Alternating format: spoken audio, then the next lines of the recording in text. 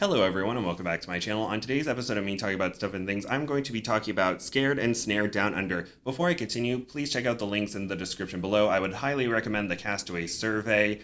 It does require a Google sign-in, but feel free to share and advocate for the survivalists you would like to see on a Castaways challenge.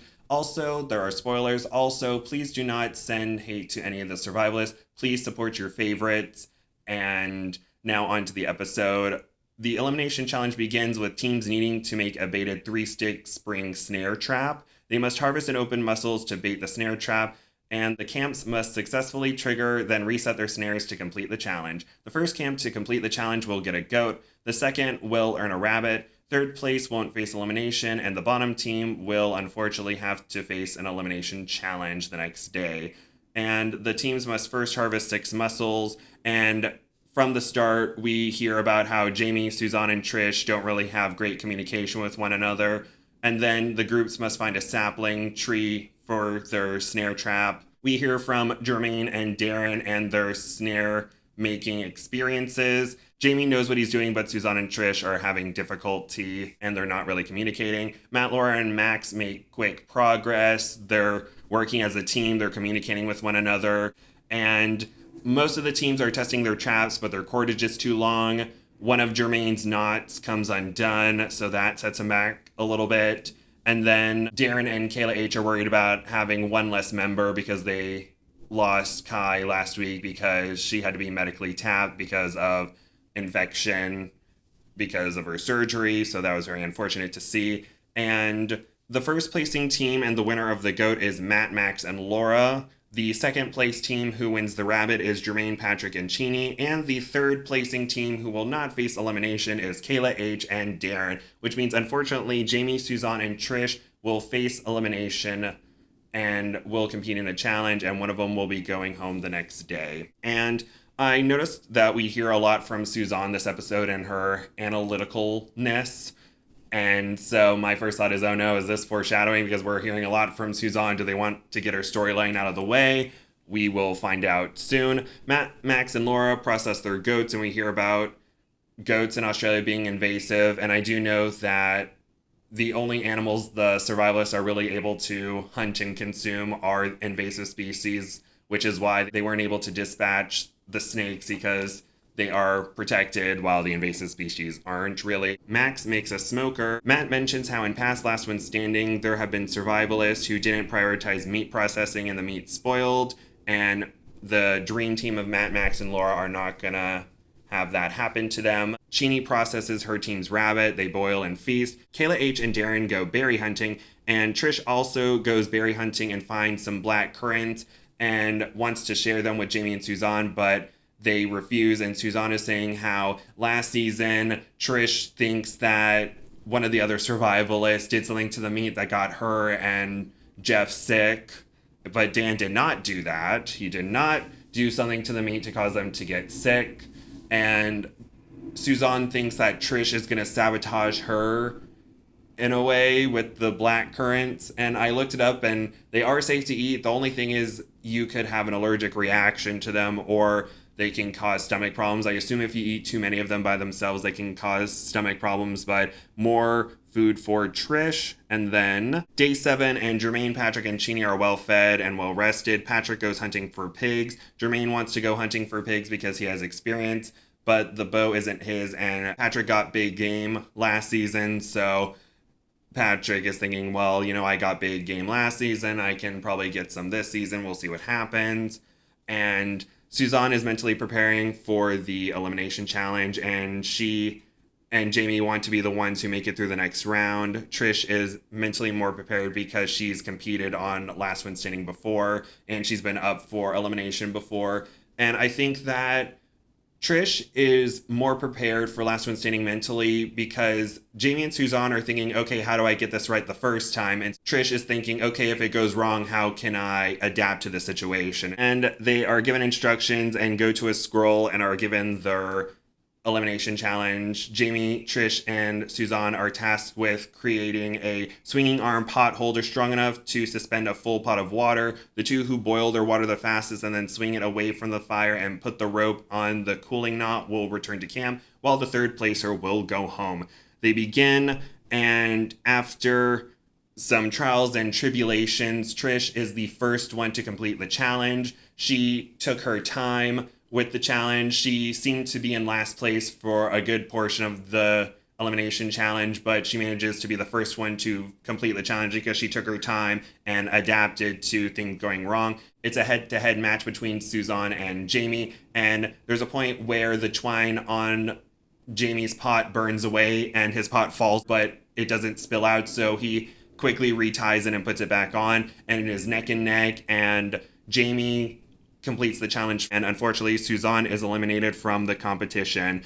And she's upbeat, she's not bitter, it's a bittersweet elimination, and she says she will be back, and Trish and Jamie return to camp. And then day 8, and Patrick goes to get water and sees a pig. He gets Jermaine, who grabs the bow and shows him where it is. Patrick is worried that Jermaine is too cautious and wants to run after the boar because after about 200 meters, I believe Patrick says, they'll be gassed and so they'll be easier to get. But Jermaine wants to take his time because the boars have tusks that can really be a hindrance on you if they were to slash you. Patrick is annoyed with Jermaine and feels that he isn't listening, and then Kayla H and Darren go exploring and decide to go yabby / crawfish hunting at night, and they find some figs, and Kayla takes a big bite of it, and there are bugs inside, and she's like, oh gosh, oh, this is so gross. And then Darren's like, it tastes kind of good. And so Kayla's like, you know what, give me that.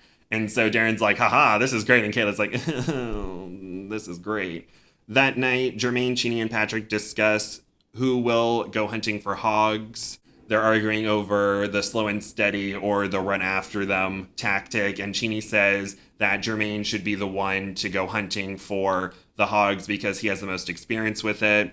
And there seems to be a little bit of a crack in the partnership between these three. Will that play a role in future challenges? We shall see. Day 9, Matt and Laura go hunting really early in the morning. They follow some tracks and find a random nest. It is massive. They spend some time discussing what kind of animals could have built that nest, and they are told to not talk about the nest. According to local Indigenous culture, the nest may belong to a Yowie, which is a version of Bigfoot, and Trent is not here, so I'm sure he is probably upset about missing out about hearing about the Yowie and the legend behind it. And we spend a little bit of time on it, and Matt, Max, and Laura are told they should not talk about it or else bad things will befall them. During the night, the other groups kind of hear noises in the night, and Darren and Kayla H were going to go yabby hunting, but decide not to because they hear a noise. And then Patrick decides to follow the noise, and it turns out to be a boar. So he decides to shoot at it at night, and that's very dangerous. And it's interesting to hear about the Yowie and the cultural significance of it. I don't want to come off as rude, so I don't know how really to discuss it, but it's there, it happened. Maybe they wanted to add some Australian Indigenous lore into the episode, so that happened. And then day 10, Matt and Laura go hunting again. Jermaine gets a game plan ready for the big boar. Patrick wants to go hunting alone, and he feels like he's not being respected by his two partners. Matt spots some pigs, and he and Laura use a mushroom that releases visible spores so they can be downwind from the boars so they don't smell them. And Matt is able to get a shot off at the boar, but then we get updated PSRs, and Matt's increases because of his adaptability with the snare. Patrick's goes down because of risky night hunting and butting heads with his partners. And Trish's goes up because she got first in the elimination challenge.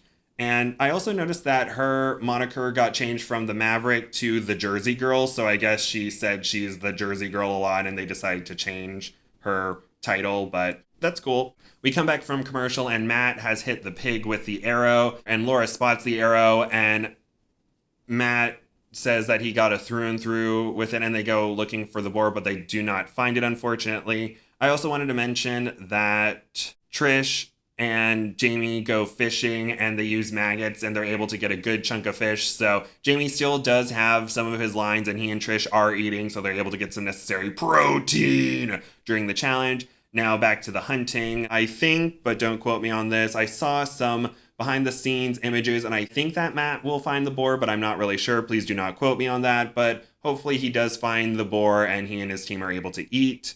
And then we see Patrick walking around and he also spots a boar and he shoots an arrow at it and runs at it. And as he is screaming, the episode ends. And with that, thank you all so much for listening. Please like, comment nice things, and subscribe. We have Suzanne placing 11th. We also have new PSRs. And Jamie's went from a 7.9 to an 8.1. Jermaine's has stayed the same for some reason. And Max has stayed the same. And Kayla's has gone up. So we'll see what happens. And good luck to the survivalists. And I'm going to say what I think will happen in the next episode. So if you don't want to hear that, please click off now.